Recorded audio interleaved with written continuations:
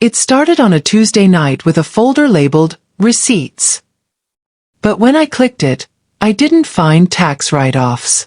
I found my husband, Mark, and his employee, Lucía, tangled together in a hotel room. I didn't scream. I just sat there while dinner burned in the oven, watching 10 years of marriage turn to ash. Mark told everyone I was crazy. He tried to ruin my reputation. He even vandalized my home to scare me. But he made two mistakes. First, he forgot that I was the one who balanced his books. I knew exactly how to succeed while he spiraled into debt. And second, he underestimated his own brother. When the whole town turned their backs on me, Lucas showed up. He didn't just fix my broken fence. He helped me build a multi-million-dollar empire from my kitchen table. Today, Mark is bankrupt and alone in Florida. And me? I'm living in my dream house, raising a baby, with the man who saw my worth when his brother threw it away. This is how I won. Before we start the story, please comment and subscribe. It was a Tuesday night in November when the ground beneath my feet dissolved. I remember the weather specifically because the wind was howling against the storm windows of our suburban colonial, a rattle that usually made me feel safe and tucked away. I was in the kitchen, wearing a vintage navy dress that my husband, Mark, used to say made my olive skin glow. I was looking for a recipe for arroz con pollo that I had saved weeks ago, intending to surprise him. Our shared MacBook sat on the granite island, gleaming under the pendant lights, innocent and ordinary. It was the digital hearth of our home, housing our tax returns, our vacation photos, and our grocery lists. I typed rice into the search bar, but my finger slipped on the trackpad. Instead of opening the recipes folder, it clicked on a subfolder nested deep within the miscellaneous drive simply labeled receipts. There were no receipts inside. There were photos. Dozens of them. They cascaded down the screen in a horrifying mosaic of betrayal. There was Mark, my husband of 10 years, the man who had kissed me goodbye that morning with a complaint about a late meeting. And there was Lucía. Lucía was the new sales manager at his car dealership. She was younger, with sharp features and a laugh I had heard once at the company Christmas party. A laugh I had thought was grating then, but which now echoed in my mind like a siren. In the photos, they were at a restaurant I didn't recognize. In others, they were in a hotel room. Their bodies were tangled together in ways that made my stomach turn, intimate and familiar. The dates on the files were the final nail in the coffin of my marriage. They went back 6 months. 6 months of lies. 6 months of him coming home late, smelling of a different soap. 6 months of me planning our 10th anniversary party, worrying about the caterer and the guest list, while he was building a shadow life with Lucía. I clicked on a video file, my hand shaking so badly I almost knocked my wine glass over. It played. I heard Mark's voice, low and murmuring things he used to say to me. "You're the only one who gets me," he said to her. I didn't scream. I didn't cry. I didn't throw the laptop across the room, though the urge surged through my arms like electricity. I simply sat there. I felt something inside me, some vital structural pillar of my soul, go cold and quiet. It was the sensation of a light being switched off in a room you thought you knew, plunging everything into unrecognizable darkness. The chicken I had been searing in the cast iron skillet began to burn. The smell of charred meat filled the kitchen, acrid and heavy. The smoke detector on the ceiling shrieked, a piercing mechanical wail that should have spurred me into action. I didn't move. I watched the gray smoke curl against the white ceiling paint, mesmerizing and suffocating. That was 2 months ago. Actually, it was 2 months and 3 days. But who was counting? I was counting. I counted every hour I had spent in this house since Mark left. Today, the silence of my new, broken life was interrupted. A knock echoed from the front door. I tightened the belt of my robe. It was 11 a.m. on a Tuesday, and I was still in my pajamas. The depression had settled over me like a heavy wool blanket, making even the act of showering feel like climbing a mountain. I walked to the door, expecting a package or a solicitor I could turn away. When I opened it, Lucas stood there. Lucas was Mark's younger brother. The black sheep of the Bennett family, mostly because he worked with his hands instead of running a showroom. He had always been the quiet one at Sunday dinners, the one who complimented my cooking while Mark talked about his sales figures. He was the one who had texted me the day after the divorce papers were filed, a simple message that read, "I'm sorry, Camila. You didn't deserve this." He was standing on my porch holding a battered red metal toolbox. "Your front fence is falling down, Camila," he said. I stared at him, blinking against the harsh winter sunlight. Lucas looked nothing like Mark. Where Mark was tall, lean, and polished with the slick charm of a career salesman, Lucas was shorter and broader. He was built like the houses he renovated. Solid, grounded. He had dark curls that stuck out from under a beanie, and eyes that were a warm, earthy brown. They were eyes that actually looked at you, instead of scanning the room for someone more important. He wore a green canvas work shirt with his company's logo, Bennett Construction, embroidered on the pocket, smeared with what looked like drywall dust. "I know," I said, my voice raspy from disuse. I pulled my robe tighter, suddenly conscious of how I must look. Hair messy, eyes rimmed with shadows. "I called a handyman last week. He said he's coming next month." Next month. Lucas shifted the heavy toolbox to his other hand, his brow furrowing. "That section of the picket is rotted through. It's going to fall into the street the next time the wind picks up. A delivery guy or a kid could get hurt."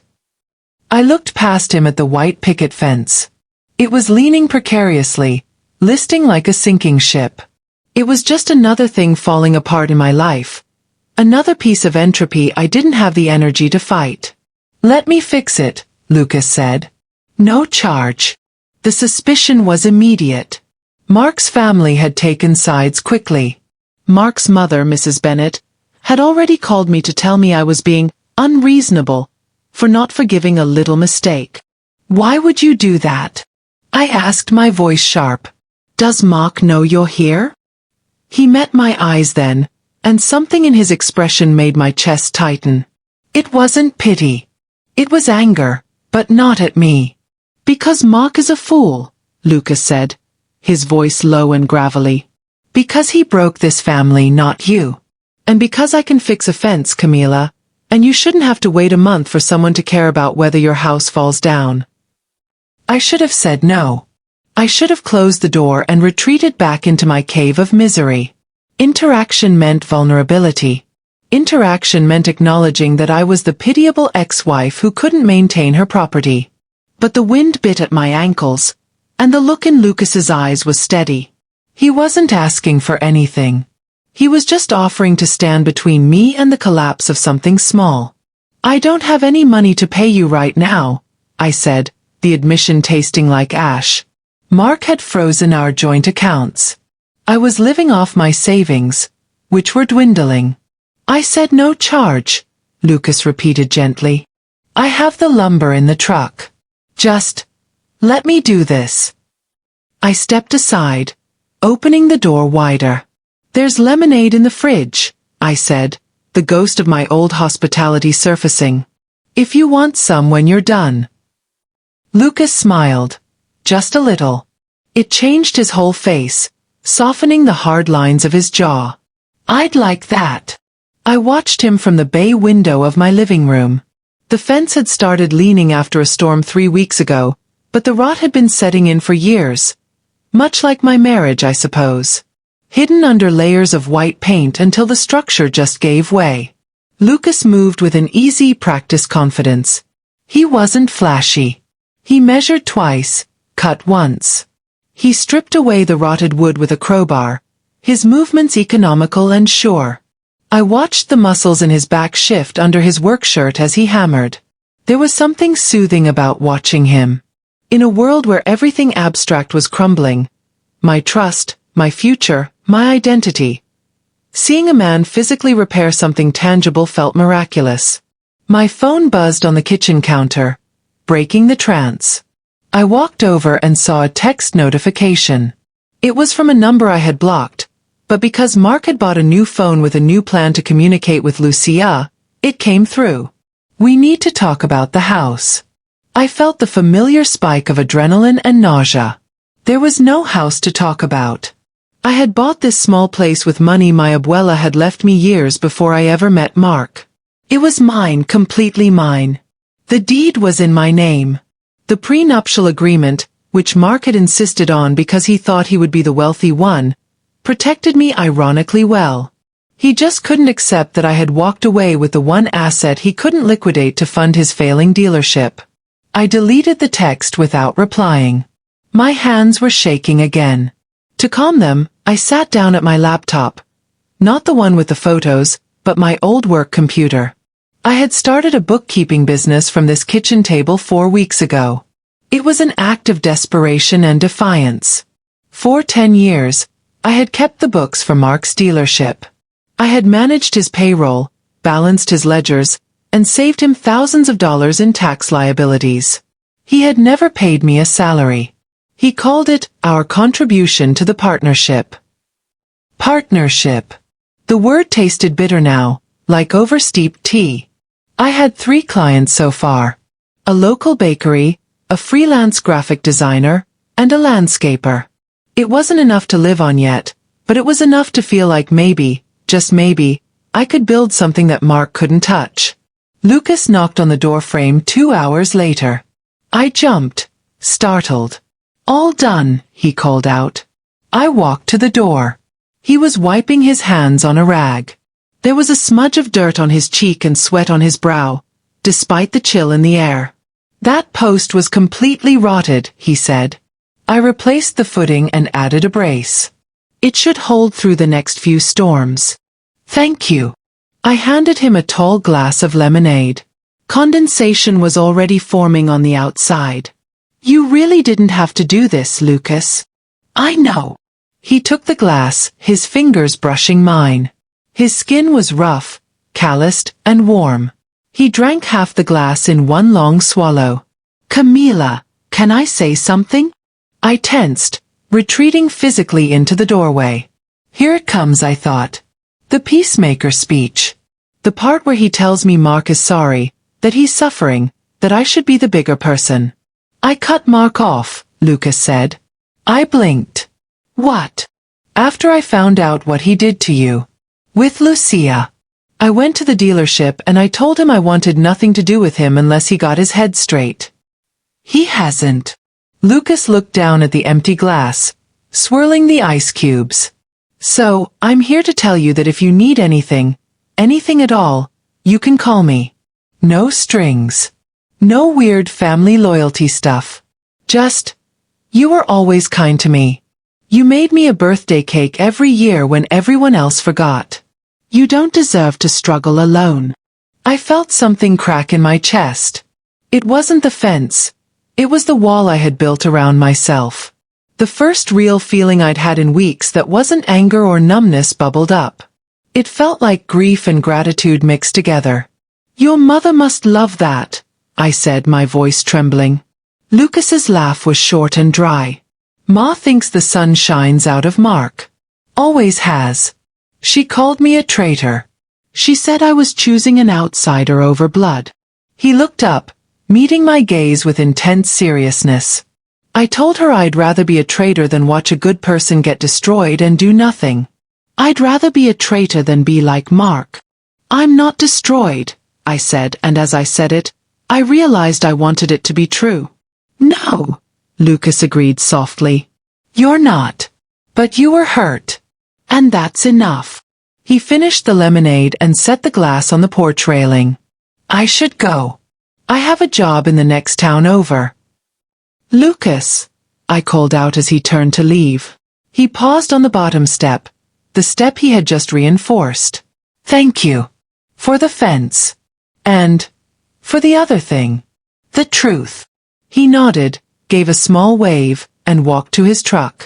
I watched him go. The fence stood straight and solid, gleaming white against the gray afternoon. Something fixed. Something made right. My phone buzzed again. This time it was a message from Maria, a young girl I had hired part-time to help me organize my digital files for the new business. "Camila, I think you should see this. Attached was a screenshot from social media. It was a photo of Mark and Lucía at a restaurant in the city. His arm was draped around her, and they were both laughing, holding champagne flutes. The caption, posted by Lucía, read, "Finally happy. #new beginnings." I stared at the image. The date was from last night. While I was sitting in the dark eating cereal for dinner, they were celebrating. I recognized the passive cruelty immediately. But instead of crying, I felt a cold resolve settle over me. I looked out the window at the straight fence Lucas had built. I had skills. I had experience. I had an abuela who taught me that the best revenge wasn't getting even. It was getting better. I walked back to my laptop. I opened my email and drafted proposals to 5 new potential clients. Then I updated my business website. I changed the About Me section. I deleted the part about being a family-oriented professional and replaced it with precision, integrity, independence. I was done mourning. I was done waiting for the house to fall down. Lucas had fixed the fence, but I was going to fix the rest. By midnight, 2 of the 5 businesses had responded asking for consultations. I scheduled them for next week. And finally, for the first time since I'd found those photos in the receipts folder, I slept without dreaming of betrayal. The whispers followed me everywhere in our small town like a low-grade fever I couldn't shake. At the grocery store, 2 women from my old church choir stopped talking abruptly when I walked past the produce section. Their eyes darted to my basket. Frozen dinners for 1, a bottle of wine, as if my grocery choices were evidence of my moral failing. At the post office, the clerk who had always chatted with me about the weather suddenly became very interested in her computer screen, processing my stamps in icy silence. I had lived here my whole life. I knew the history of every storefront on Main Street. But now, walking these familiar sidewalks, I felt like a ghost haunting a life I no longer belonged to. Mark had painted the narrative quickly and effectively. Camila was cold. Camila didn't support his career. Camila drove him away. It was easier for people to believe the successful, charismatic car dealer than the quiet bookkeeper who stayed home. I pushed the paranoia aside as I prepared for my consultation with my first potential big client. A small medical practice that needed help organizing their billing. I wore a crimson blouse, a color Mark hated, saying it was too aggressive, and tailored black slacks. I looked in the mirror and didn't see a victim. I saw a professional. The office manager, a woman named Patricia, looked me over with sharp, assessing eyes as I sat in her sterile beige office. "I heard you used to work for your husband," she said, tapping a pen against her desk. It wasn't a question. It was an accusation wrapped in curiosity. "Ex-husband," I corrected gently, keeping my hands folded calmly in my lap. And yes, I managed all the bookkeeping for his dealership for a decade. I increased their operational efficiency by 30%, reconciled 5 years of back taxes that previous accountants had missed, and reduced payroll errors to almost 0. Patricia stopped tapping the pen. "That's impressive." "Until I left," I continued, deciding to get ahead of the gossip. "My professional skills are separate from my personal life, Patricia. I don't mix the two. I have references from my current clients if you'd like to see them." Patricia's expression shifted. The judgment in her eyes softened into respect. "You know what? I like someone who tells the truth. The rumors said you were difficult. You seem precise. I need precise." I walked out of that office 20 minutes later with a signed contract worth $3,000 over the next 6 months. It wasn't a fortune, but it was real money. It was my money. It didn't come from a joint account Mark controlled. It came from my own competence. My phone buzzed as I got into my car. It was Lucas. "How'd it go?" I typed back, feeling a smile tug at the corners of my mouth for the first time in weeks. "I got the contract." "Knew you would," he replied instantly. "Dinner to celebrate?" "Just as friends. The pizza place on Main." I hesitated. The pizza place was public. It was the heart of the town's social scene on a Friday night. People would see. People would talk. They would say I was moving on too fast, or worse, that I was moving on with the brother of the man I'd driven away. Then I thought about Patricia's question, about the whispers in the grocery store, about spending one more night alone in my silent house eating cereal while Mark toasted to his new beginning with Lucía. 7 o'clock, I typed back. Lucas was already there when I arrived, sitting in a booth by the window. He stood when he saw me, a small gentlemanly gesture that Mark had stopped doing years ago. I saw a few heads turn as I walked through the restaurant.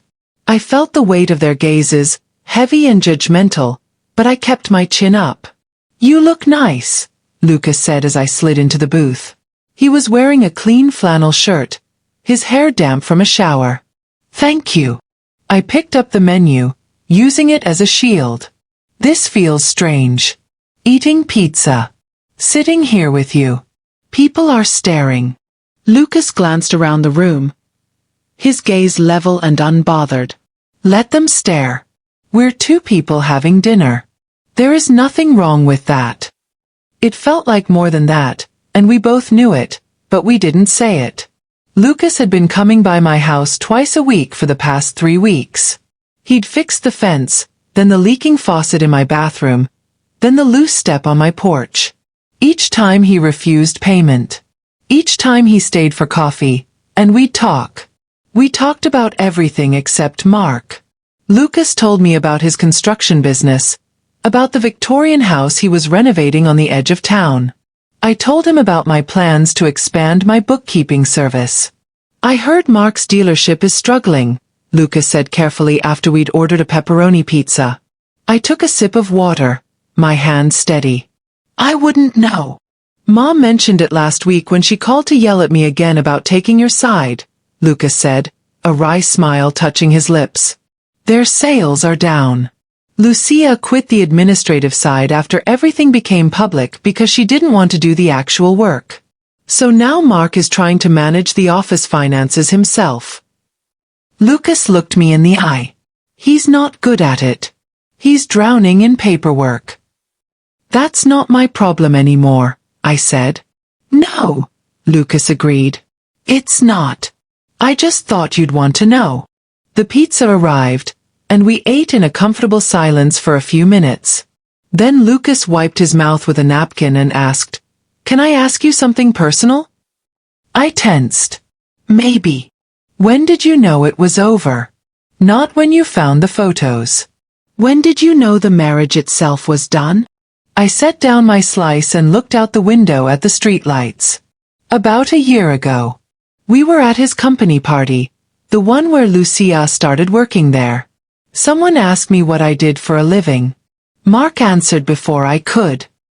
He said I was a homemaker. Like the 40 hours a week of bookkeeping I did for him didn't count. Like I didn't exist except as an accessory to his life. I met Lucas's eyes. I knew then. I just didn't want to admit it yet." "He always did that," Lucas said quietly, his voice thick with suppressed anger. "He made himself bigger by making other people smaller. I watched him do it to you for years, Camila, and I hated it." "Why didn't you say anything? Would you have listened?" Lucas asked gently. "You loved him. You believed in him. And I was just his little brother who swung a hammer." "I regret that," I said. "I regret not seeing you clearly." We finished dinner and Lucas walked me to my car. The spring air was cool, and the streetlights cast everything in a soft, forgiving yellow. A couple walked past us holding hands, and I felt a sharp pang of something that might have been longing. "Thank you," I said. "For dinner. For everything, Lucas." Lucas stepped closer. I could smell his cologne. Something clean, like cedar and rain. "I need you to know I'm not doing any of this because I feel sorry for you. I'm doing it because I think you're remarkable. I always have." Before I could respond, my phone rang. It was Mark's new number. I had forgotten to block it after the last text. Lucas saw the name on the screen. "Don't answer it," he said. But I did because I was tired of running. What do you want, Mark? I heard you were out with Lucas. Mark's voice was tight with anger, slurring slightly. That's low, Camila. Going after my brother? Really? I'm having dinner with a friend, I said, my voice shaking but loud. What you think about it doesn't matter anymore. He's doing this to get back at me. Can't you see that? Lucas has always been jealous of me. I looked at Lucas, who stood quietly beside me, his hands in his pockets, his expression calm and protective. No, Mark, I don't see that, I said. What I see is someone who treats me with respect. Something you forgot how to do a long time ago. So you're just going to replace me with the spare heir? Real classy. I'm not replacing you with anyone. I'm building a life that doesn't include you at all. There's a difference. I hung up and blocked the number. My hands were trembling. You okay? Lucas asked. Getting there. Lucas smiled. A real smile this time.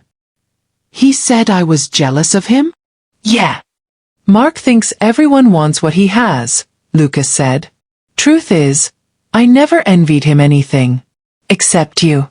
And even then, I knew you weren't something to be owned. He opened my car door for me. Drive safe, Camila. Call me when you get home. I drove home alone, but the house felt different now. Less like a tomb, and more like a fortress. I had 3 clients. I had a fence that didn't lean. And I had someone who thought I was remarkable. The fallout from the pizza dinner was immediate and toxic. The town's gossip mill, fueled by Mark's wounded ego, spun into overdrive. By Monday, the narrative had shifted. I wasn't just the scorned wife anymore. I was the schemer who was manipulating 2 brothers against each other. I focused on my work. Maria, the young college student I had hired part-time to help with filing, arrived at my house on Tuesday morning with a grim expression. My mom told me what people are saying at church, Maria said, setting her backpack down on the kitchen chair. She said Mark's mother is telling everyone that you and Lucas were having an affair before the divorce. That you're the reason Mark strayed. I felt the blood drain from my face. That's a lie. A disgusting lie. I know, Maria said firmly. I told my mom that if she believes that, she's an idiot. Mark is just trying to cover his own tracks. Maria was 19, fearless, and fiercely loyal. She helped me organize the files for a new potential client, a restaurant supply company called Chen Supplies. It was the biggest lead I had generated yet. If I landed it, I would need a real office. I couldn't work from my kitchen table forever. Lucas stopped by that afternoon. He looked tired. Mom called me screaming, he said, leaning against my counter while I brewed coffee. She's banned me from Sunday dinner. I'm so sorry, Lucas.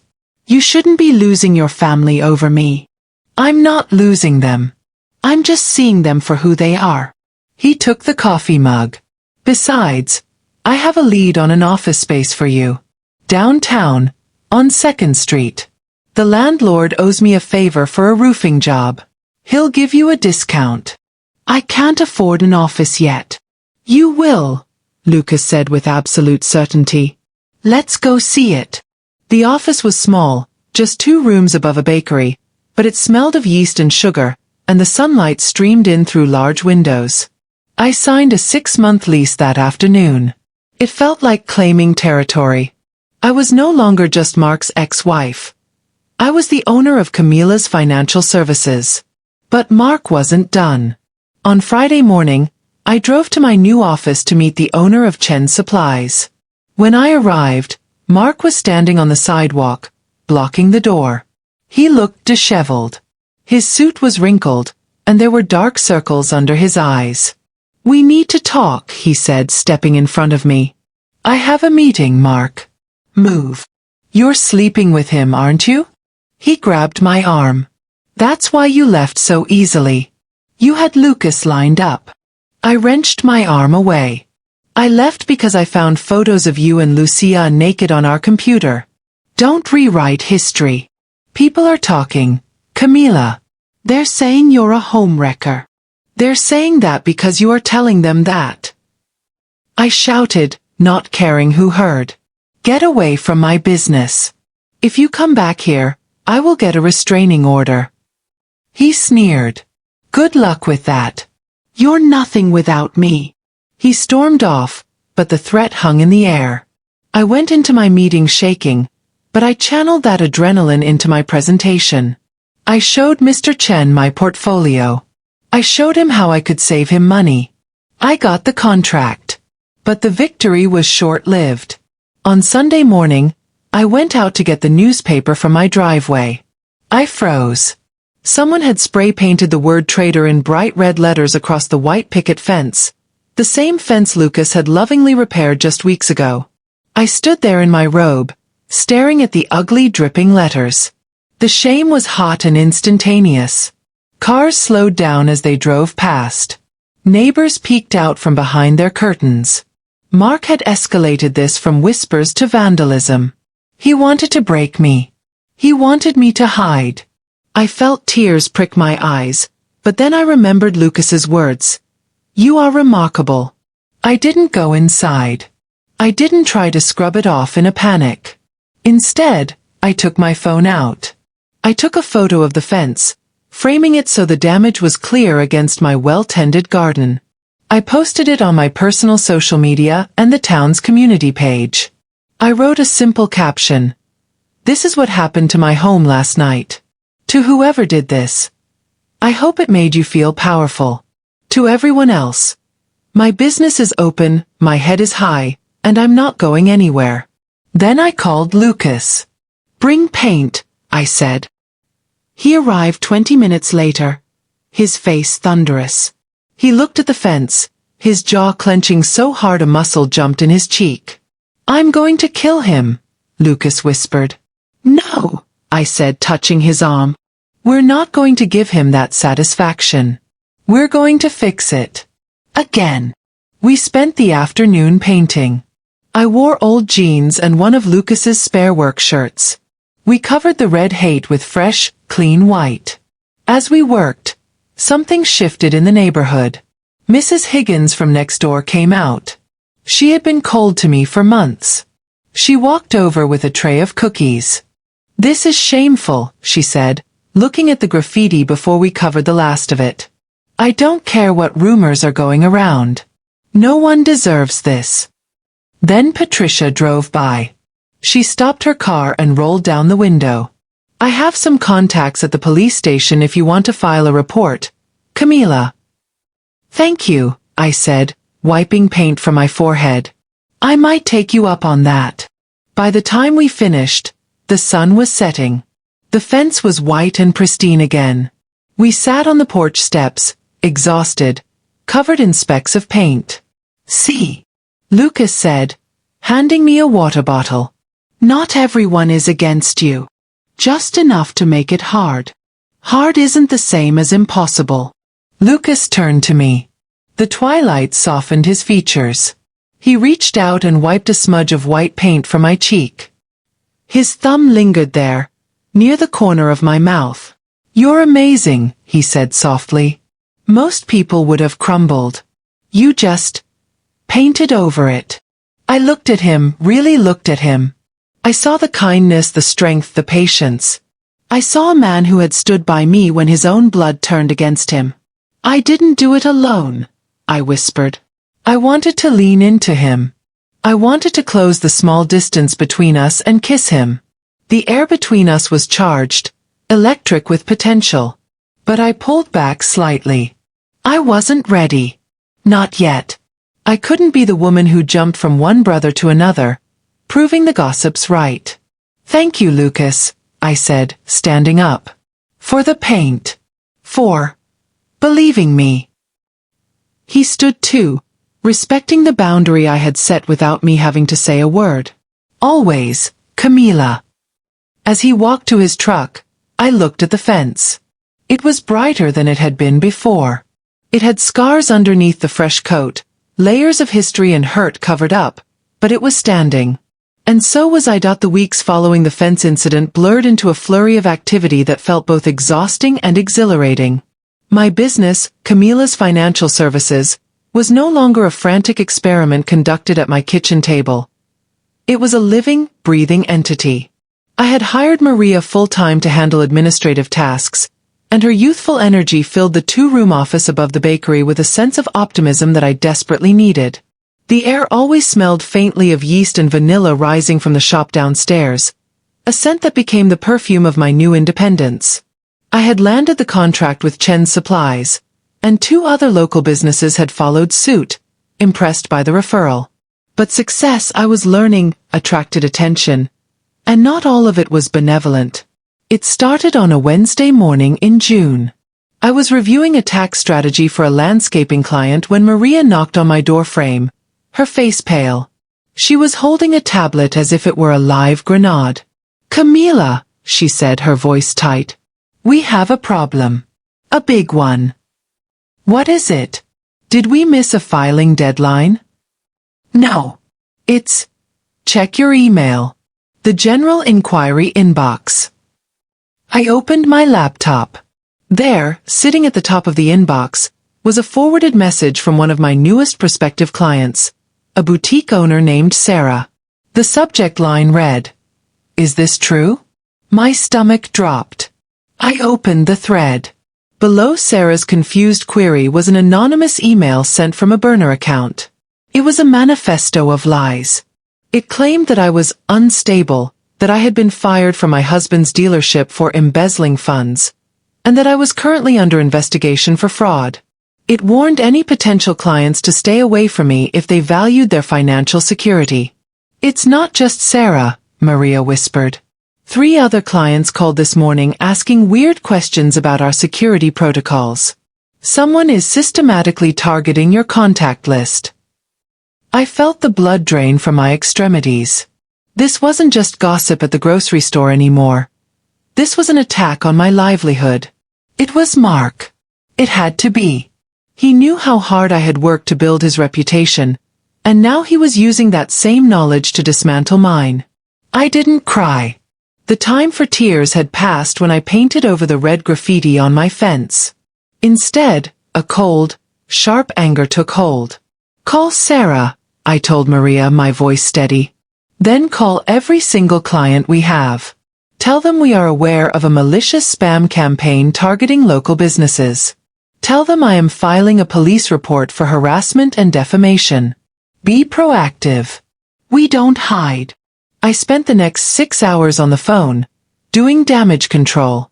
I explained, I reassured, I provided documentation of my clean record. By 5 p.m., I was exhausted, my voice hoarse, but I hadn't lost a single client. In fact, most of them, knowing Mark's reputation and seeing my transparency, were more loyal than before. Lucas arrived just as I was locking up. He was carrying 2 takeout containers of Thai food and a bottle of wine. One look at my face, and his smile vanished. "What happened?" he asked, setting the bags on my reception desk. I told him. I showed him the emails. I watched his hands curl into fists, the knuckles turning white. "I'm going to go see him," Lucas said, his voice dangerously low. "This ends tonight." "No," I said, stepping in front of him. "That is exactly what he wants, Lucas. He wants a reaction. He wants a fight. He wants to be the victim of his crazy brother and his vindictive ex-wife." "So what? We just let him destroy you?" "He didn't destroy me," I said, gesturing around the office. "I saved every account today. I talked to a lawyer. We're sending a cease and desist letter tomorrow. If he sends one more email, he goes to court. And he can't afford court, can he?" Lucas let out a long breath, the tension slowly leaving his shoulders. "No. The dealership is bleeding money. He's desperate. Desperate men make mistakes," I said. "Let him make them. I'm just going to keep winning." We ate the Thai food sitting on the floor of my office, surrounded by filing cabinets. It felt intimate in a way that terrified me. Lucas poured the wine into paper cups. "You were amazing today," he said, watching me over the rim of his cup. "Most people would have folded. I have something to fight for now. Your business." "My life," I corrected. "And the people in it." Lucas went still. The air between us shifted, thick with unspoken things. He leaned in slightly. "Camila, about us." "I know," I whispered. "I know, Lucas. I'm trying to give you space," he said, his eyes searching mine. "I'm trying to be respectful. But it's getting harder every day to pretend I'm just here to fix your fence." My heart hammered against my ribs. I wanted him. I wanted the safety and the fire he offered. But the specter of the homewrecker label, the fresh wounds of the sabotage, held me back. "I can't be another scandal right now," I said, hating the words even as I spoke them. "Mark is looking for any ammunition to use against me legally or socially. If we become us, publicly, he wins the narrative." Lucas nodded slowly, though I saw the disappointment in his eyes. He reached out and squeezed my hand. "Okay. Then we wait. I'm good at waiting. I waited 10 years to see you happy. I can wait a little longer." He drove me home, and as I watched his truck taillights fade down the street, I realized that Mark's sabotage had backfired. He hadn't driven me away from Lucas. He had made me realize how much I needed him. Mark had tried to burn down my house, but he had only forged the steel of my foundation. July brought a heat wave that settled over the town like a heavy, wet blanket. It also brought the turning point I hadn't seen coming. My business was thriving despite Mark's shadow. I had hired a second part-time assistant to help Maria, and we were preparing a bid for the regional hospital system, a contract that would quadruple our revenue. I was working 14-hour days, fueled by caffeine and spite, but I was happy. Mark, however, was imploding. The rumors were no longer whispers. They were headlines. The dealership had lost its manufacturer accreditation due to financial irregularities. I knew, because I used to catch those irregularities before they became problems. Without me, Mark had gotten sloppy. Or greedy. Probably both. One sweltering Tuesday afternoon, the bell above my office door chimed. I looked up from my desk, expecting a courier. It was Lucía. I hadn't seen her in person since the photos. She looked diminished. The glamorous, sharp-edged woman from the Instagram posts was gone. In her place was a tired girl in wrinkled linen pants, her hair pulled back in a messy bun. She looked around my office, the clean lines, the busy staff, the air of competence, with wide, fearful eyes. "Camila?" she asked, her voice trembling. Maria started to stand up, ready to intercept, but I waved her down. "It's okay, Maria. Give us a minute." I stood up but didn't come around my desk. I kept the mahogany barrier between us. "What do you want, Lucía?" I didn't know where else to go, she stammered. She looked like she hadn't slept in days. "Mark kicked me out." I stared at her, feeling a strange numbness. "And that concerns me. Why?" He's spiraling, Camila. He's drinking at the office. He missed payroll last week. And when I asked him about it, he threw a stapler at my head." She touched a bruise on her hairline that she had tried to cover with makeup. "He blames you. He says you sabotaged the books before you left." "He knows that's a lie," I said coldly. "And so do the auditors." "I know," she whispered. She started to cry, ugly, gasping sobs. "I'm so sorry. I'm so stupid. I thought he loved me. I thought I won." "You didn't win anything," I said, my voice devoid of pity but also of hate. "You just took my place in line for the abuse. Mark doesn't love anyone but Mark." She looked up, mascara running down her face. "He's going to lose the dealership. The bank is calling in the loans next week. He wanted me to sign a document saying I was the one who messed up the accounts. He wanted to frame me. I let out a sharp breath. Of course he did. Do not sign anything, I said professionally. Get a lawyer. Go to your parents. Get as far away from him as you can. Why are you helping me? She asked, wiping her eyes. After what I did? I'm not helping you, I said. I'm giving you the advice I wish someone had given me 10 years ago. Now please leave my office. My clients expect professionalism, and this.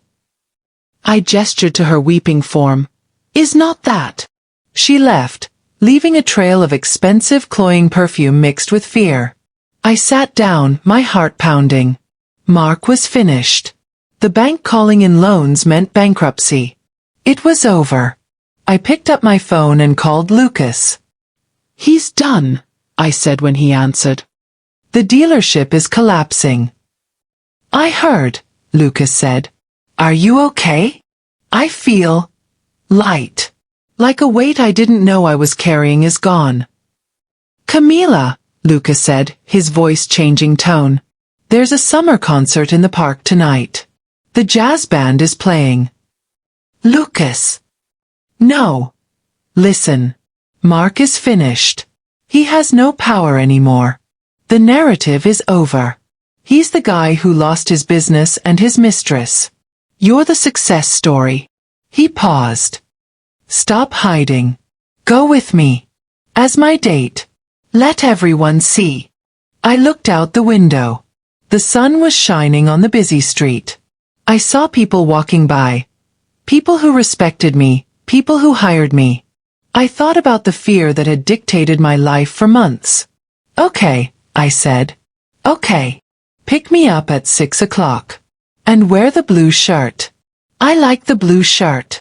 When Lucas picked me up, he looked handsome and nervous. We walked to the park in the center of town. The humid air was thick with the smell of popcorn and cut grass. The band was playing a slow, sultry jazz number. People stared. Of course they stared. But this time, the energy was different. They saw Mark's brother, the steady, hard-working contractor, holding the hand of Mark's ex-wife, the successful businesswoman. They saw two people who had survived the storm. We found a spot on the grass. Lucas spread out a blanket. He sat close to me, his shoulder pressing against mine. You realize, he said softly, leaning in so only I could hear, that once we do this, there's no going back. We're the town's scandal. Let them talk, I said, echoing his words from months ago. I'm tired of caring about what people think. Lucas turned to face me. The setting sun turned his eyes to liquid amber. I love you, Camila. I have loved you since the day I met you. I tried to bury it because you were his, but I think I built my whole life just waiting for a chance to be the man you actually deserved. The confession hung in the air, sweet and heavy. I'm terrified, I admitted. But I think I love you too. He didn't hesitate. He leaned in and kissed me. It wasn't a polite, tentative kiss. It was deep and claiming, a kiss that tasted of years of suppressed longing and newfound freedom. Around us, the town watched. I heard a few gasps. I felt the ripple of shock. But for the first time in my life, the world narrowed down to just two people. Me, and the man who had fixed my fence when the rest of the world let it fall. Mark was somewhere in the dark, losing everything. But here, in the light, I had found everything. The morning after the concert in the park, I woke up expecting the sky to have fallen. We had kissed in front of half the town. We had confirmed every rumor, every whisper, every salacious theory that had circulated since the divorce.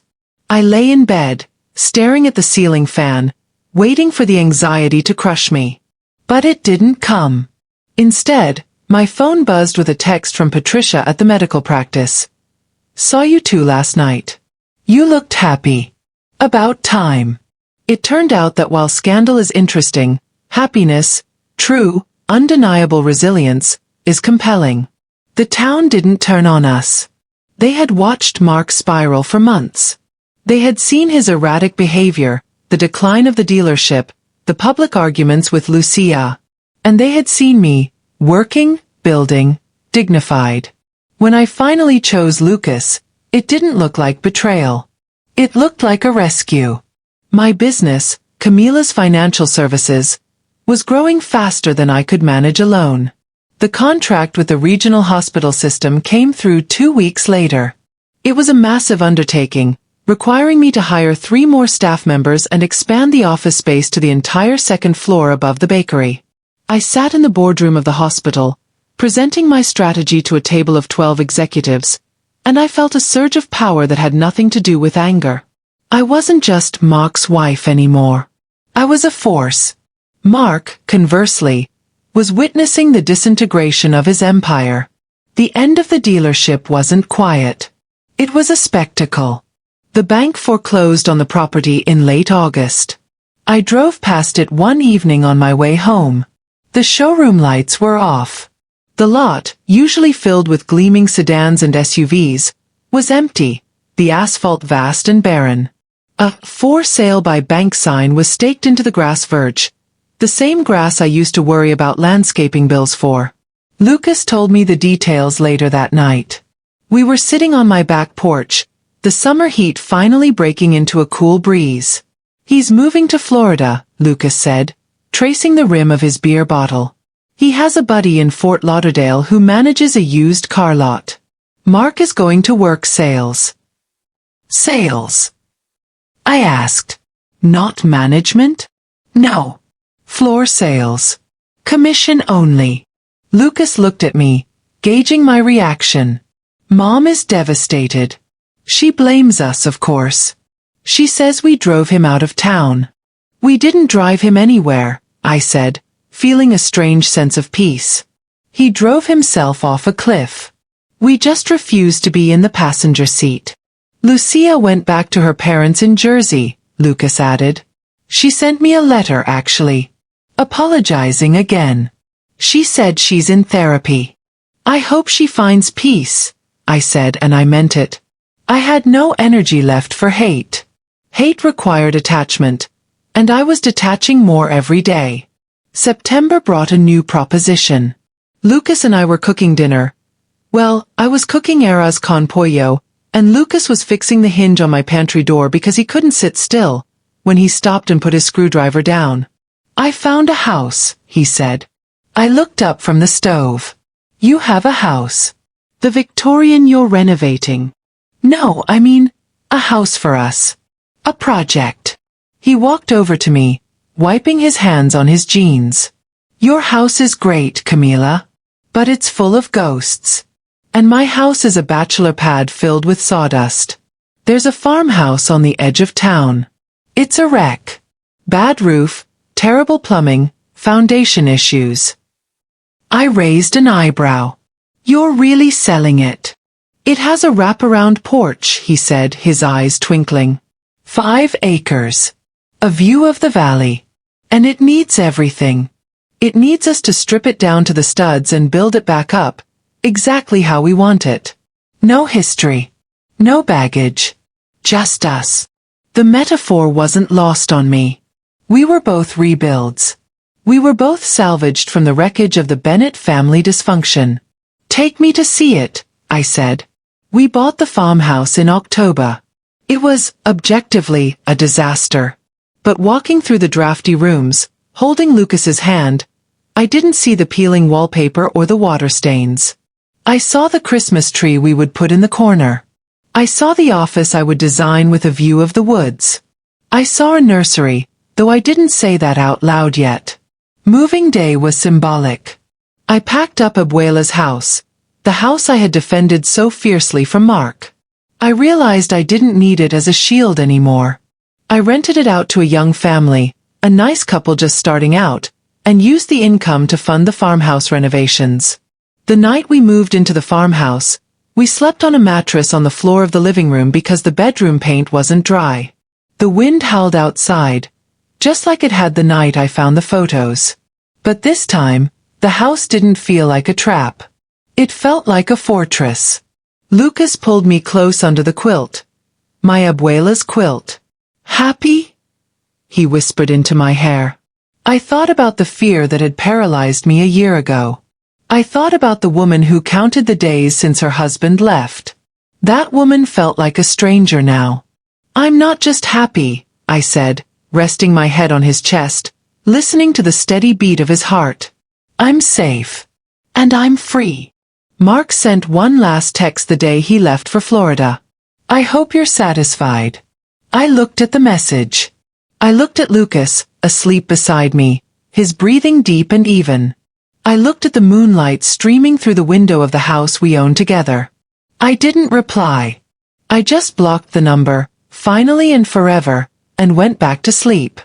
18 months later, the farmhouse was unrecognizable.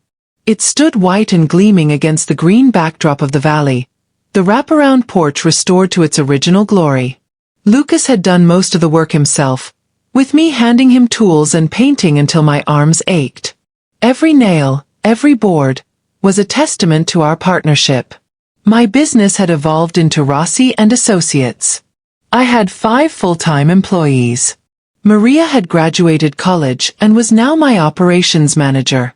We had clients in 3 counties. The scandal of my divorce was ancient history, replaced by the story of my success. I was no longer the jilted wife. I was the local entrepreneur of the year, an award the Chamber of Commerce had actually given me last month. It was a crisp Saturday in May when Lucas asked me to go for a hike up the ridge behind our property. "I have to finish these quarterly reports," I protested, though I was already saving my files. "The reports can wait. The sunset won't." We hiked up the trail Lucas had cleared. At the top, there was a clearing with a wooden bench he had built secretly. The view stretched for miles, encompassing our house, the town, and the winding road that led away from it all. Lucas sat me down. He looked nervous, which was rare for him. He fumbled in the pocket of his hiking jacket. "We didn't do this the traditional way," he said. "We did the messy parts first. The scandal, the renovation, the moving in. But I want to do this part right." He got down on one knee in the dirt.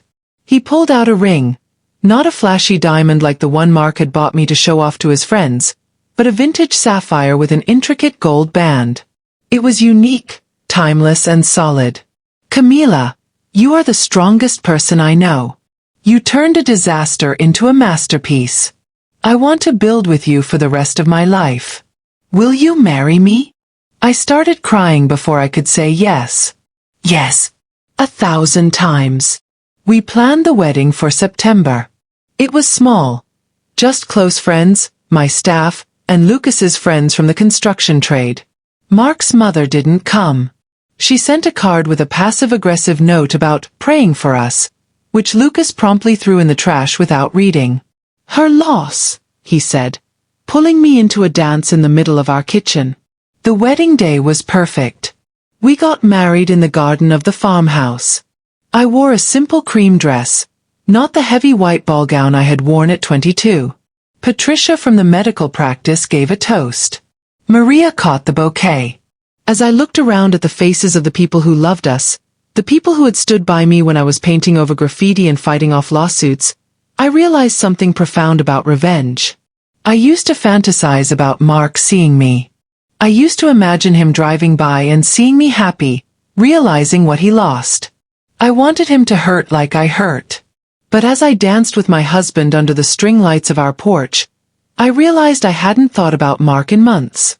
His name was a footnote in my history, a catalyst that had forced me to burn down a life that wasn't working so I could build one that did. Revenge wasn't his suffering. He was already suffering, living a hollow life in a city where he knew no one, chasing commissions he used to scoff at. Revenge was this. Revenge was the way Lucas looked at me, like I was the anchor of his world. Revenge was the 7-figure revenue of my company. Revenge was the peace of sleeping through the night. 6 months after the wedding, I was sitting in my home office, the morning sun warming the floorboards. I felt a flutter in my stomach, distinct, new, and terrifyingly wonderful. I put my hand over my abdomen. I walked out to the porch where Lucas was sanding a rocking chair he had found at a flea market. "Lucas," I said.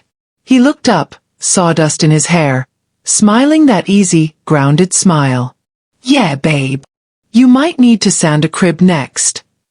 He froze. The sandpaper fell from his hand. Are you? Yeah.